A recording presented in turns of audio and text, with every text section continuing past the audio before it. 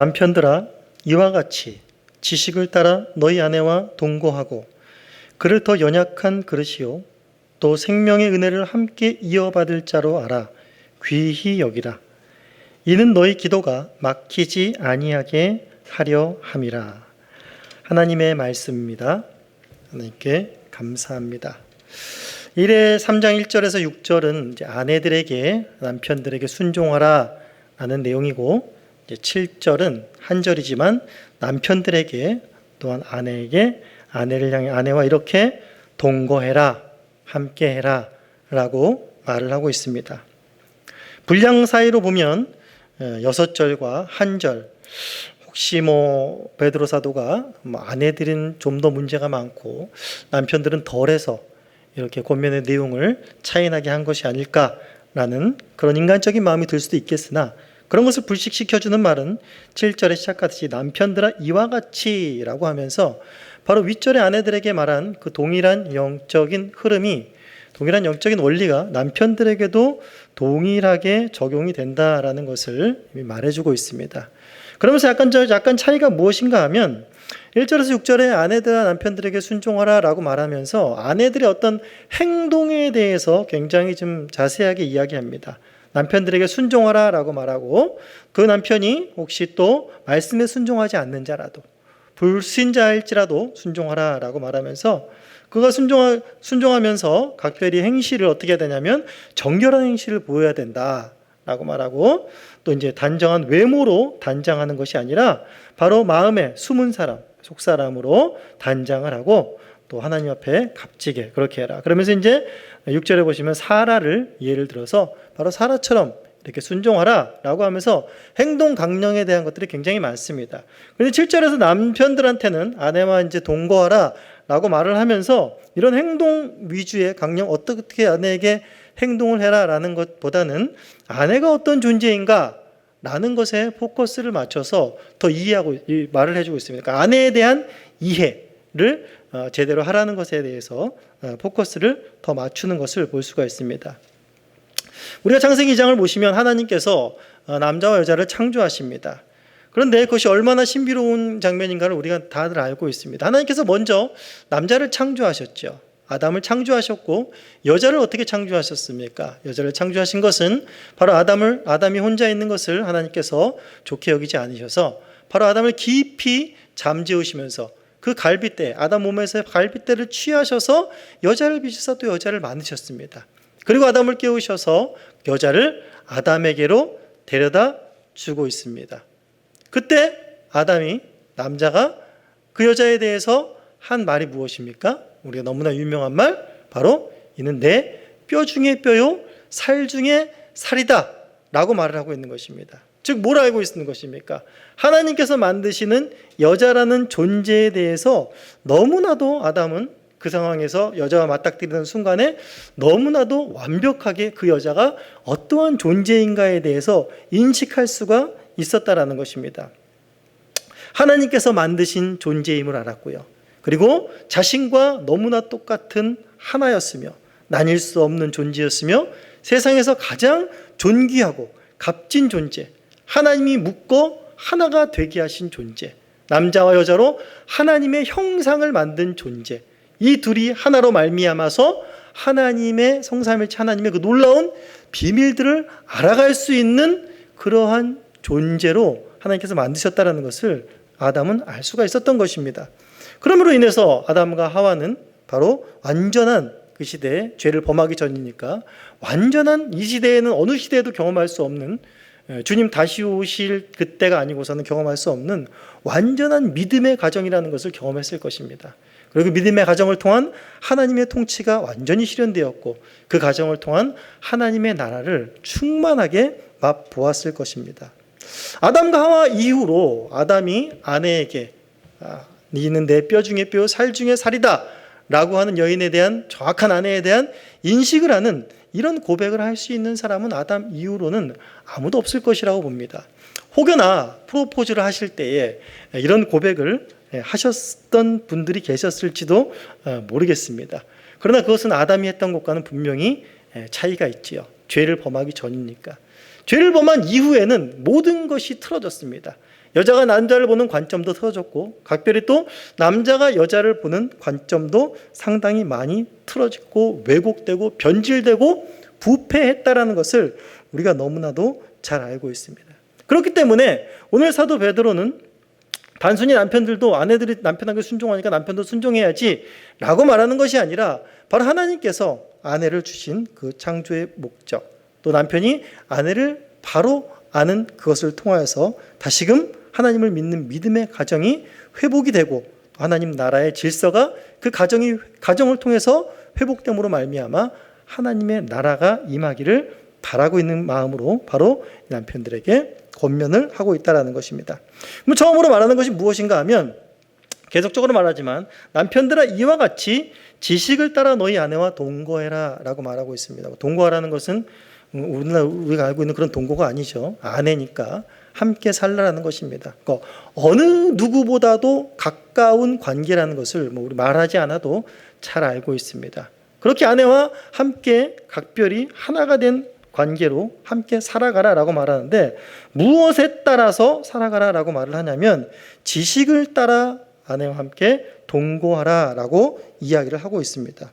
여기서 지식을 따라라고 하는 것은 단순히 아내를 그냥 단순히 집안일 하는 사람, 그냥 나의 헬퍼, 나를 도와주는 그런 대상 정도가 아니라 바로 하나님께서, 여기서 지금 남편들은 크리스찬 남편들이기 때문에 기독교인 예수님을 믿는 남편들이기 때문에 하나님께서 아내를 너에게 주신 목적을 바로 깨달으라는 것입니다. 즉 하나님과의 관계 속에 있어서 바로 아내를 주신 그 이유와 목적들을 깨닫고, 또한 두 번째로는 아내 자체로서의 분리될 수는 없는 것이지만 아내 자체로서 또 아내가 어떤 사람인가에 대해서 그를 알고 또한 그를 대우하라, 그와 함께 동거하라 라는 말을 하고 있는 것입니다.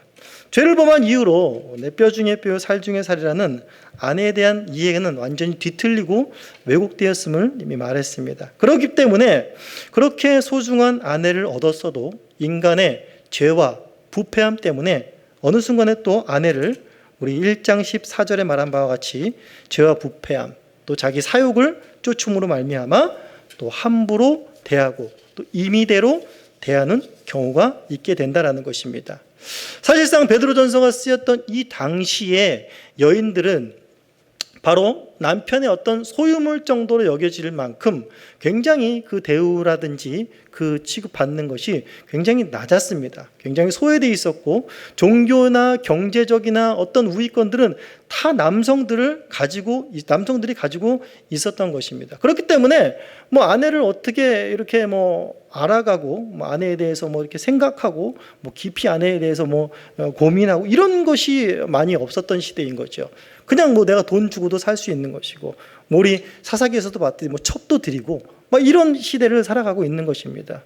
사실상 오늘날은 그렇지 않지만 오늘날 남녀평등의 많은 시대를 살아가면서 이런 일들이 많지 않지만 오늘날에도 이와 비슷한 양상으로 또한 결혼 전에는 남자가 여자에 대해서 호감을 얻으려고 많이들 이제 여자에 대해서 알아가고 이 사람이 무슨 생각을 하고 있는지 또 어떤 걸 좋아하는지 또 어떤 취미가 있는지 이런 것을 묻기도 하고 굉장히 관심을 기울입니다. 그러나 결혼을 하게 되면 막상 이렇게 또 그런 관심과 세심한 배려들이 어느 순간에 사라지는 것들을 각자 조금씩들은 경험해 보실 것입니다.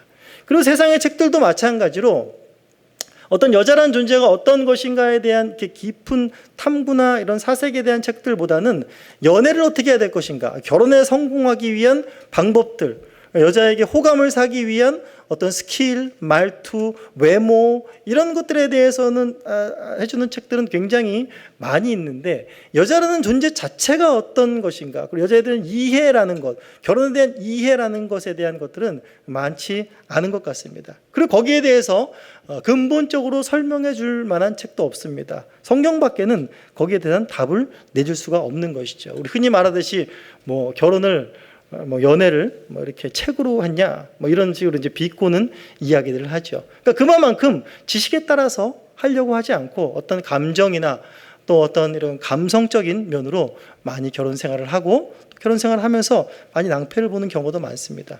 우리가 결혼을 해 보면 딱 알게 되죠. 결혼해서 이제 막상 살게 되면 어떻게 합니까? 너무나 사랑하고 결혼을 같이 붙어 있지 않으면 못 살 것 같아가지고 그렇게 결혼을 했는데도 이제 시간이 지나게 되면 어떻게 됩니까? 여자는 어떤 존재로 이제 알게 됩니까? 여자에 대한 지식이 생기죠. 어떤 지식이 생겼죠? 여자는 무섭구나. 조심해야 될 존재다. 말 안 들으면 큰일 난다. 라는 이런 좀 극단적으로 가게 되면 그런 일들이 생깁니다. 또 남자는 어떻습니까? 여자들은 남자에 대해서 어떤 것을 알게 됩니까? 남자 다 똑같다. 남자 다 도둑놈들이다. 남자 다 말뿐이다. 이런 말들이 또 많이 나오고 있습니다. 물론 우리 나그네 교회 교우님들, 남편분들은 여기에 해당이 되지 않을 것 같습니다. 세상에는 그런 일들이 많다라는 것이지요.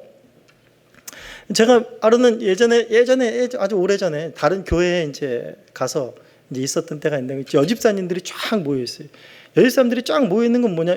모이면서 무슨 얘기들을 막 하는데 들려오는 얘기는 뭐냐면 다 남편들에 대한 얘기입니다. 그러면서 남자는 다 똑같아. 남자 다 똑같은 것들이야. 그러면서 도둑놈들이야 막 이러면서 얘기하는 거예요. 다 똑같다라는 얘기가 다 똑같이 좋아.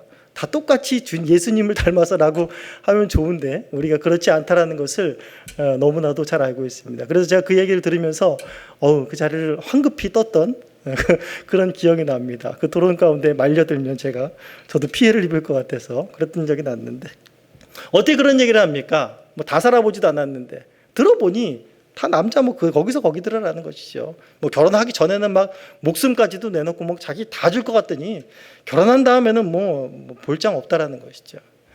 제가 참 결혼 전에 유익이 됐다라고 생각하는 건 뭐냐면 결혼 전에 아내가 저에게 그 결혼 예비 학교라는 것을 이렇게 같이 하자고 좀 제안을 했습니다. 6개월 코스로 이제 일주일에 한 번씩 하는 것이었는데 굳이 저는 그렇게 깊은 생각은 없었습니다. 물론 믿음의 가정을 만들고 싶었고 자녀에 대한 관심들 이런 것도 굉장히 많았는데 결혼 예비 학교라고 하면서 아내 될 사람이 이제 하자 그러니까 했는데 굉장히 유익했습니다. 그러면서 더욱더 아내에 대해서 알게 되고 여자에 대해서 알게 되고 결혼 생활하면서 우리가 어떻게 대처를 해나가야 될 것인가를 많이들 얘기할 수 있게 되고 토론할 수 있게 되고 하면서 굉장히 유익했다라는 것을 좀 마음속으로 생각했던 것 같습니다. 즉 무엇인가 하면 이러한 지식을 따라서 아내와 동거하는 것, 함께하는 것이 굉장히 필요하다라는 것입니다. 그럴 때 비로소 하나님 주신 아내를 더욱 사랑하고 돌볼 수 있으며 아내에 대한 사려 깊은 행동들이 결혼 후에도 지속적으로 나올 수 있다는 것이죠. 그렇다면 지식을 따라서 아내와 동거하라는 것에 대해서 좀 더 구체적으로 사도 베드로는 말하고 있는데 어떤 여자는 어떤 존재인가라는 것을 보라면서 7절에 계속해서 아내와 동거하고 그를 더 연약한 그릇으로 알아라 라고 말하고 있습니다. 아내는 더 연약한 그릇이다. 그러니까 그릇에 비유해서 아내를 말하고 있습니다. 사람을 흔히 이제 하나님의 백성들을 이제 예레미야서 18장에 우리가 잘 아는 토기장이 비유해서도 하나님께서 토기장이시고 그 백성들이 이제 그릇으로 토기로 비유가 되는 것들을 봅니다. 그래서 사도행전 9장 15절에 있어서도 하나님께서 바울을 나의 택한 그릇이다 라고 말하고 또 고린도후서 4장 7절이나 디모데후서 2장 21절에도 그 사람들을 이제 그릇으로 토기로 비유하는 경우가 굉장히 많습니다. 여기서 사도 베드로가 이렇게 말한 것은 아내를 그릇으로 비유하여 말한 것은 무엇인가 하면 먼저 아내를 바라보면서 아내와 동거하면서 잊지 말아야 할 한 가지는 무엇인가 하면 바로 아내는 하나님이 만드신 하나님의 창조물이다라는 것입니다. 너도 하나님이 빚으시고 만드셨지만 너의 아내 역시 동일하게 하나님께서 만드셨다. 그리스도께서 피로 값주고 사신 존재가 바로 내게 준 네 아내이다 라는 사실을 늘 인식하고 동거하라는 것입니다. 그러면서 더욱더 한마디 덧붙이는 것은 무엇인가 하면 그는 연약한 그릇이다 라고 말하고 있습니다. 남자도 그릇이고 여자도 그릇입니다. 그런데 여인은 더 연약한 그릇이다 라고 말하는 것입니다. 여기서 말하는 것은 너는 강한 그릇, 넌 남자니까 강한 그릇, 여자는 약하니까 연약한 그릇 해가지고 여자를 꽉 잡아라 이런 식으로 우열을 가리는 것을 이야기하는 것이 아니라 깨지기 쉬운, 더 연약한, 더 상하기 쉬운 그릇이기 때문에 너가 그만큼 그런 여인을 너에게 준 것은 그만큼 더 여인을 섬세하게 조심해서 아끼며 돌보며 그렇게 동거하라 라는 말을 하고 있는 것입니다. 그래서 우리가 지난 3일 전에 8.15 광복절인 것을 우리가 다 알고 있습니다. 8.15 광복절에 빠지지 않고 나오는 것 중에 하나가 무엇인가 하면 바로 일제의 그 참상 속에서 위안부 사건입니다. 위안부 그때 일제시대 때 그 고통을 겪었던 그분들이 직접 지금도 살아계시고 그 고통을 마음에 안고 몇십 년을 그렇게 살아오신 분이 나와서 증언하는 모습들을 보게 됩니다.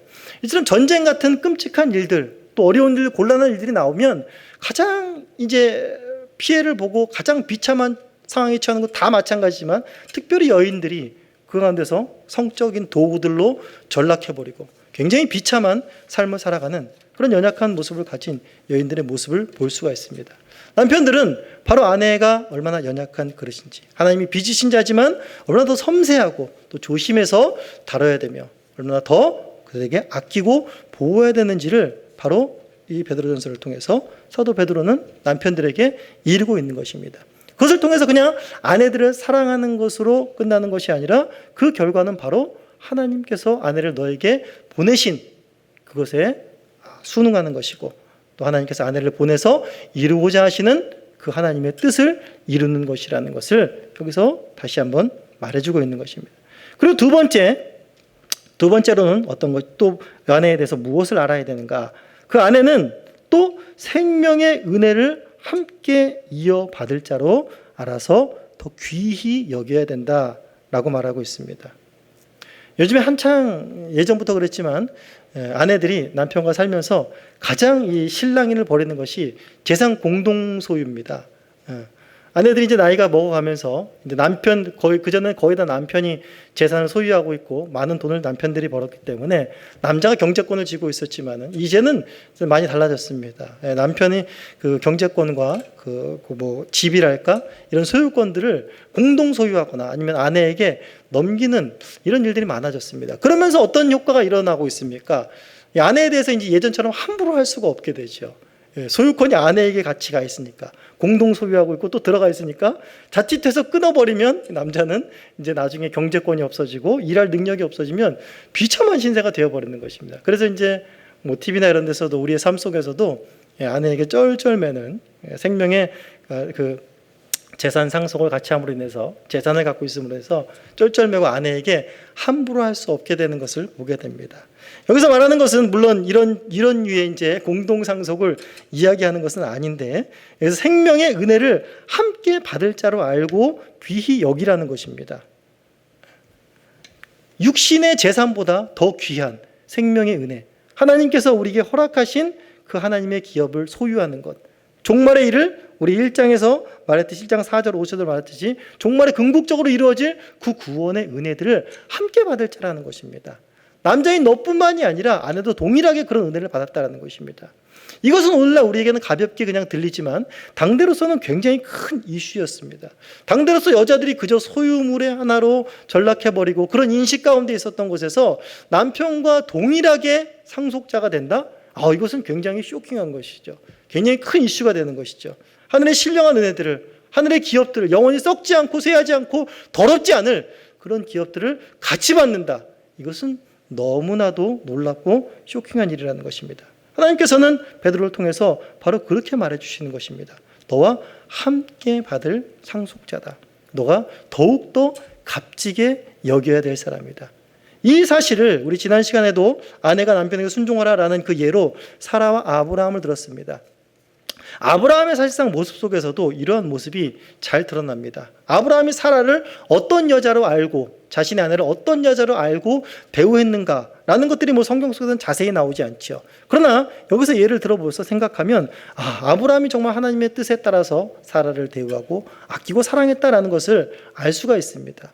우리 창세기 23장에 보시면 이제 드디어 그 사랑하다 사라가 이제 아브라함의 아내인 사라가 죽는 장면이 나옵니다. 죽고 이제 아브라함이 그 아내 사라를 위해서 굉장히 슬퍼하고 곡하죠. 그러면서 이제 아내를 묻을 매장지, 장지를 이제 구입하는 그런 사건이 이제 나옵니다. 그러면서 이제 헤브론 땅에 있는 막벨라굴을 사게 됩니다. 막벨라굴과 그 밭 주변에 헤브론 땅을 이제 공식적으로 아브라함이 자신의 소유로 직접 돈을 값을 치르고 사게 됩니다. 사도행전 7장 5절에 보시면 아브라함은 하나님께 약속을 받았지만 발붙일 만큼의 땅도 소유하지 못했다라고 이야기를 하고 있습니다. 즉 하나님께서 아브라함에 약속하신 것이 무엇입니까? 종과 행과 동서남북 두루 보아라. 내가 이 땅을 다 너에게 어떻게 하겠다고요? 너와 네 후손에게 주겠다 라고 말했지만 사실상 아브라함이 얻은 것은 그때 말년에 와서 기껏해야 사라의 장지를 통해서 얻은 그 헤브론의 그 땅 하나뿐이라는 것입니다. 그런데 아브라함은 단순히 내 겨우 이 땅 하나 얻었습니다라고 하나님께 원망하고 죽지 않았죠. 아브라함은 분명히 알았습니다. 그 땅을 산 분명한 이유는 뭐냐면 단순히 사라의 장지가 없어서 이제 사랑하는 아내가 죽었으니까 묻을 땅이 없어서 그렇게 산 것이 이유만은 아니라는 것입니다. 더 근본적인 이유가 있다는 것입니다. 아브라함은 가나안 땅 곳곳을 다니면서 단을 쌓고 하나님 여호와의 이름을 부르면서 여호와께 예배를 드렸습니다. 아브라함이 확인한 것은 무엇인가 하면 하나님께서 이 땅을 주시겠다 하신 약속, 하나님께서 이 땅을 통치하고 다스리시고 이 땅의 주인은 하나님이시라는 사실을 아브라함은 가는 곳곳마다 확인을 하였습니다. 비록 그 땅을 다 자신이 주인으로 얻지는 못했지만 이 땅의 주인이 하나님이시오 반드시 내게 약속하신 것은 내 후손을 통해서 이루어질 것이다 라는 그런 믿음과 이 땅이 하나님의 것이고 우리는 이 땅 가운데서 영원한 하나님의 기업을 누릴 것이다 라는 그 믿음의 표로 바로 이 땅을 샀다라는 것입니다. 그런데 중요한 것은 이 땅 가운데 가장 먼저 묻힌 사람이 누굽니까? 이 땅 가운데 가장 먼저 묻힌 사람은 바로 사라라는 것입니다. 즉 사라를 뭘로 알았다는 것입니까? 오늘 베드로 사도가 말하듯이 그 생명의 은혜를 함께 이어받을 자로 알았다는 것입니다. 하나님께서 아브라함이 바로 사라를 대할 때 지식을 따라서 아브라함이 사라를 동거했다는 것입니다. 그를 연약한 그릇으로 알고 동거했다는 것입니다. 그를 생명의 은혜를 함께 이어받을 자로 알아 사라와 동거했다는 사실이 바로 분명하게 드러나고 있는 것입니다. 또한 더 중요한 이유, 아내를 그런 존재로 알아야 될 중요한 이유는 무엇인가 하면 마지막에 이는 너희 기도가 막히지 아니하게 하려 함이다 라고 말하고 있습니다. 지금 무슨 말입니까? 아내를 지식에 따라서 동거하지 않습니다. 어떤 지식이요? 아내를 연약한 그릇으로 대우하고 아끼고 세심하게 여기지 않고 함부로 임의로 대합니다. 생명의 은혜를 함께 이어받을 자가 아닌 그저 가정의 수단과 도구로 여긴다면 이것은 무엇입니까? 단순히 아내를 학대하는 것이 아니라 아내에게 무관심한 것이 아니라 하나님의 뜻에 반하는 것입니다. 하나님의 질서를 파괴하는 것입니다. 그렇기 때문에 아내에게 그렇게 대하는 것은 이 가정 가운데 하나님의 통치가 설 수 없게 하는 것이고 그러므로 당연히 하나님을 믿는 자녀라 남편이라 할지라도 하나님과의 소통에 막힐 수밖에 없는 것입니다. 겉무늬만 믿음의 가정, 겉무늬만 교회에 나오는 가정이 될 뿐 그 안에는 믿음의 가정에 대한 능력도 믿음의 가정에 대한 하나님 나라의 통치도 실현도 전혀 되지 않는 그리스도의 향기를 맛볼 수 없는 그런 삭막한 가정이 된다라는 것을 말하고 있는 것입니다. 여기에 대해서 또한 이 말씀을 잘 따랐던 사람이 전 또 아브라함이 아닐까 생각합니다. 아브라함은 야고보서에서 2장 23절에서 말하기를 아브라함은 하나님이 나의 벗이라 라고 칭합니다. 벗이라 칭할 정도로 하나님께서 아브라함에게 숨김이 없이 아브라함과 허물이 없이 그렇게 하나님과 아브라함이 교통했다라는 사실들을 잘 알고 있습니다. 그러면서 드디어 아브라함은 믿음의 조상이라는 그 자리에까지 올라가게 됩니다. 이것은 무엇을 말하고 있습니까? 아브라함이 하나님과의 관계에 있어서 막힘이 없었다라는 것입니다. 그 기도에 막힘이 없었다라는 것이죠. 이걸 통해 뭘 알 수가 있지요? 아브라함이 사라를 어떻게 대했는가를 또 유추해 볼 수가 있는 것입니다. 만약에 아브라함이 하나님의 명령에 따라서 아브라함이 사라를 임의대로 대하고 연약한 그릇을 여기지 아니하고 생명의 은혜를 함께 이어받을 자로 여기지 아니하였다면 아브라함이 과연 이 믿음의 조상의 자리까지 설 수 있겠었겠는가 라는 것을 다시 한번 우리는 생각해 볼 수 있었다는 것이죠. 아브라함이 아마 처음부터 이러한 지식을 사라에게 갖지는 못했을 것입니다. 아브라함은 연약한 자였고 아브라함도 어쩌면 당시 고대 근동의 풍습에 따라서 아내를 어쩌면 그를 돕는 그냥 어떤 소유물의 하나로 생각했을지 모르겠습니다. 좀 더 사랑했을지는 모르겠지요. 그러나 여기서 말하고 있는 그런 지식에 따라서 하나님께서 말하신 연약한 그릇으로 생명의 은혜를 함께 이어갈 자로는 처음부터는 알지 못했을 것입니다. 그러나 하나님께서 아브라함을 다뤄가시면서 사라를 다뤄가시면서 계속 그것들을 확인하신 것이죠. 사라와 함께 끊임없이 나를 묶어주시는구나. 사라와의 갈등도 있었겠고 이견 차이도 있었겠지만 하나님 그 끊임없이 나와 함께 하늘의 유업을 이어갈, 생명의 은혜를 이어갈 자로 하나님 나를 묻고 계시는 것이나 하면서 더 귀하게 여기고 그 아내를 더 사랑하고 더 세심하게 돌봤다라는 것을 이 성경엔 다 나와 있지 않지만 그런 모습이 유추가 되는 것입니다. 그러므로 말미암아 하나님과의 기도가 막히지 않고 그 가정이 믿음의 가정으로서 나가고 믿음의 조상이 되고 거기 하나님 나라의 통치가 이루어지는 그런 가정이 되는 것을 우리가 확인할 수 있습니다. 우리는 결혼을 하면 아내를 다 안다라고 생각합니다. 착각하는 것이죠. 내 소유가 되었다라고 생각합니다. 그렇게 생각하는 순간 결혼 생활은 하락세가 되고 아내와 또 심한 갈등을 겪게 되고 깊은 골이 생길 수 있다는 사실을 우리는 명심해야 됩니다. 결혼을 하면서부터 결혼 이전에 세심하게 아내에게 대했던 것처럼 결혼 후에 더 세심하게 아내를 관찰하고 아내에 대한 지식이 더 풍성해져야지만 합니다. 더 아내를 돌보는 그런 모습이 더 있어야 된다는 것이죠. 사실상 많은 선교사님들, 저도 많은 선교사님들과 많이 이렇게 대화를 하고 또 많은 만남들을 갖고 그랬었습니다. 근데 많은 문제들이 무엇인가 하면 여러 가지 어려움들이 있지만 아내에 대한 문제들이, 사모님들에 대한 문제들이 굉장히 컸습니다. 남편이야 가서 막 열심히 사역하고 이러느라고 막 정신이 없습니다. 근데 사모님은 돕는 입장이기 때문에 뭔가를 적극적으로 막 하고 이런 입장은 아닙니다. 그렇기 때문에 언어도 다르고 문화도 다르고 그러면서 굉장히 우울증에 빠지신 분들도 굉장히 많고 굉장히 힘들어하시고 또 결국은 아내 때문에 그 나라에서 철수를 해서 다시 돌아오시는 분들도 상당수가 있습니다. 제 친구 목사인 한 명이 이제 총신 목사인 친구가 한 명 있습니다. 그 친구들이 굉장히 열심히 사역하는, 열심히 특심인 그런 친구였는데 사모님이 이제 굉장히 힘들어하는 것이죠. 물론 이제 남편 때문에 힘들다기보다는 그 교회에서 사모로서의 삶이 굉장히 힘들었던 것입니다. 제대로 사모로서 소통하지도 못하고 이렇게 하면서 굉장히 좀 답답한 이런 것들이 굉장히 많이 있었던 것 같습니다. 그래서 결국에는 이제 아내가 이제 너무 이렇게 극도로 많이 가서 제 친구 목사가 이제 결국에는 이제 결단을 해야 될 때가 왔습니다. 그래서 이제 그 친구가 아내를 호통하거나 이 사모가 믿음이 없네 막 이러면서 아내를 질책한 것이 아니라 굉장히 지혜롭게 아내를 돌아봤습니다.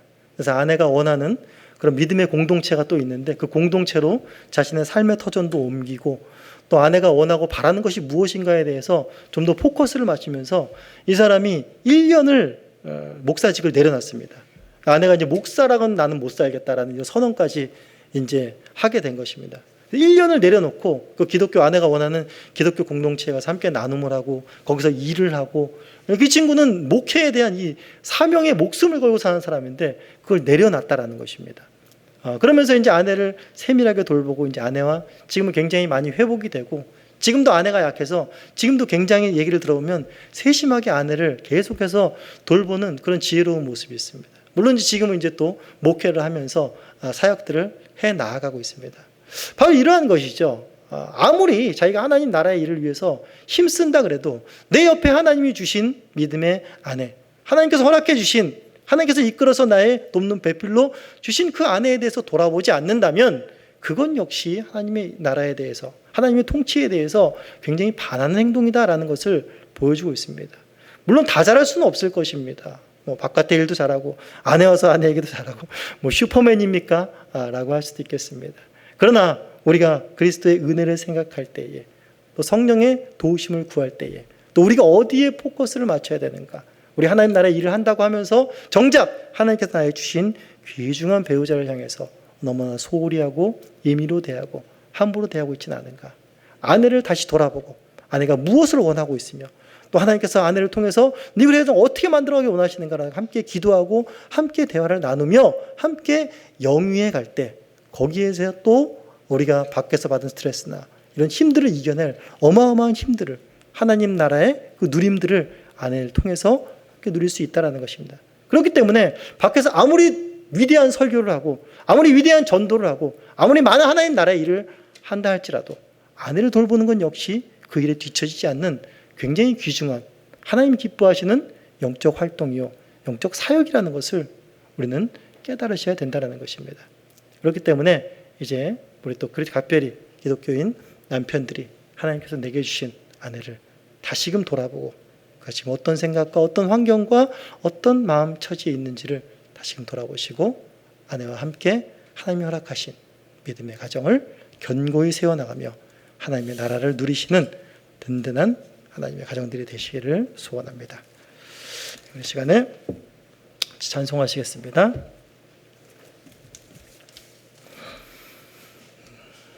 찬송은 찬송가 455장